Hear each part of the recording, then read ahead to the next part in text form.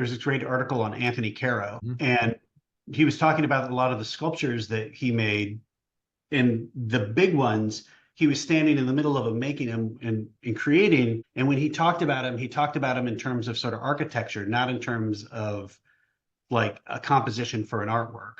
Mm. And it took me a long time to understand what that meant until I was actually in Venice, and I saw a Caro show during the Biennale. We just happened across it, and it sort of changed my life, think about how I thought about sculpture, because they were so big in the room, but you weren't looking at the individual object because there was lots of lines and empty negative space in these pieces. So you'd look through the space, and it made additional shapes and patterns and colors in the rest of the room. And there was this activation of space that was beyond the limits of the actual sculpture. AI is so interesting in general because to me it shows us this reflection of ourselves that was never present and that hasn't ever been present before. Yeah. Like it's like the diffusion process that's happening where it's creating new objects.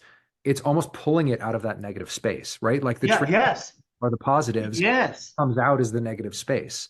And those are the hard spaces to see, right? Those are the things that are really difficult to identify. It's giving you things you never would have thought to do, but making it better and making you better as an artist to start really tangibly trying to figure out, like thinking about like where you can adjust, and oh, this thing just happened. Like now I can start asking it questions about should it push it that way, right?